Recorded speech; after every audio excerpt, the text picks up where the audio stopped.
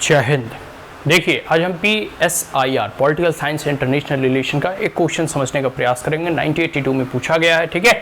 PYQ है, question number 2 है, ठीक है।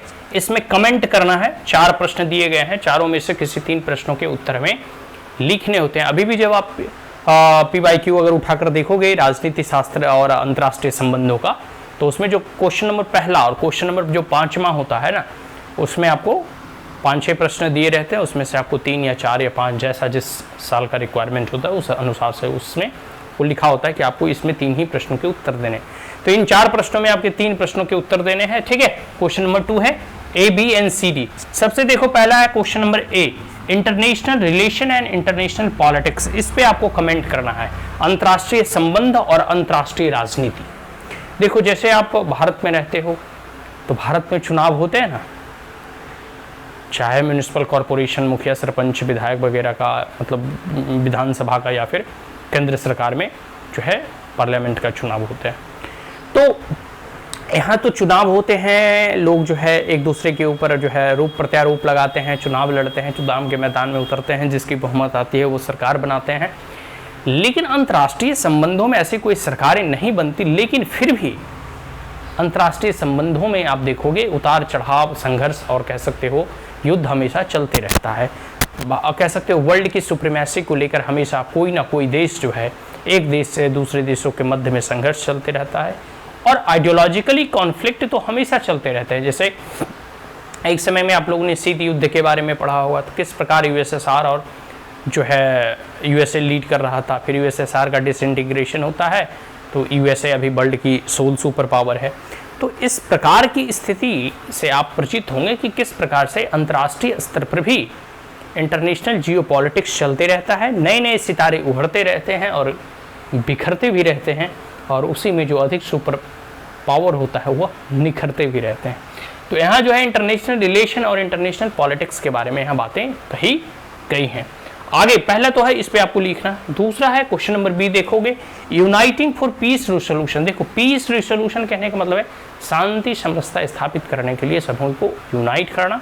यूनाइट मतलब किसको करना, क्योंकि ये इंटरनेशनल रिलेशन से संबंधित अधिक इसमें प्रश्न है। तो अंतर्राष्ट्रीय देशों को, जैसे अब है कि कह सकते हैं नॉन पॉलिफरेशन ट्रीटी है, तो एक प्रकार से ये पीस रिसोल्यूशन ही कह सकते हो कि किस प्रकार से अवसाद संधि पे सब देशों को कहो कि वो हस्ताक्षर करे, किसी भी प्रकार का न्यूक्लियर और परमाणु परीक्षण ना करे, ठीक है। तो एक प्रकार से पीस रेजोल्यूशन की तरफ जो है बढ़ना है। क्वेश्चन नंबर C है ओल्ड डिप्लोमेसी। कूटनीति वगैरह आप जानते हो ना, पूरी की पूरी डिप्लोमेसी में एकदम अपनाया जाता है।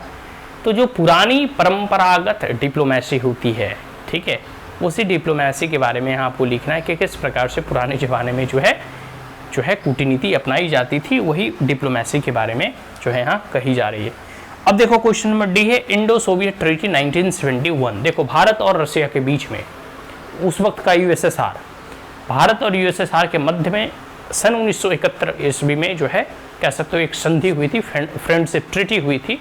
और आपको याद होगा कि जब हम 1971 के युद्ध में बांग्लादेश से लड़ने के लिए जा रहे थे, उस वक्त श्रीमती इंदिरा गांधी तत्कालीन प्रधानमंत्री को लगा कि हमें जो है या हम पर, क्योंकि पाकिस्तान उस वक्त अमेरिका के खेमे में था, तो हो सकता है कि अगर हम बांग्लादेश पे अटैक करें या बांग्लादेश या पाकिस्तान के साथ हमारी युद्ध हो, तो जो है अमेरिका चलाएगा पाकिस्तान के सपोर्ट में और हमारे सपोर्ट में कोई नहीं रहेगा, तो हम हार भी सकते हैं या फिर हमारी पराजय भी हो सकती है और हमें बहुत नुकसान उठाना पड़ सकता है। इस चीज़ को भापते हुए श्रीमती इंदिरा गांधी ने जो है 1971 में जो है कह सकते हो USSR से संधि किया, फ्रेंडशिप की ट्रीटी जो है हस्ताक्षर दोनों देशों ने मिलकर किया।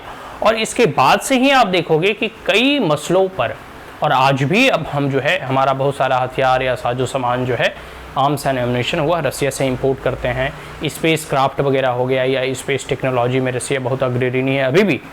तो हमारे आज भी कह सकते हो ना कि ओल्ड और टाइम टेस्टेड फ्रेंड जो है वो USSR का कह सकते हो उत्तराधिकारी रसिया ही है।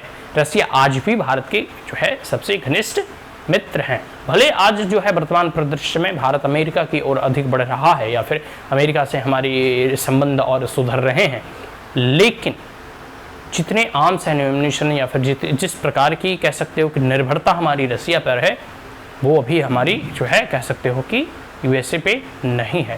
तो कई मामलों में जैसे देखो ब्रह्मोस मिसाइल वगैरह हो गया, वो भारत और रूस ने साथ मिलकर बनाया है। अब देखो अंतरिक्ष यान की बात कही जा रही है, उसमें भी जो है रसिया और भारत की जो है सहभागिता है। तो ये सब सारी चीज़ें हैं। ये 4 जो हैं मैं आपको 3 के प्रश्नों के उत्तर लिखने थे। आशा करता हूँ कि समझ में आ गया हो, इसमें कुछ समझने वाला था भी नहीं, ठीक है। बहुत ही सरल एक जो है 2-2 4-4 शब्दों में आपको क्वेश्चंस पूछे गए हैं, एकदम एग्जैक्ट टू द पॉइंट है। अब टू द पॉइंट आंसर लिखें, बात खत्म।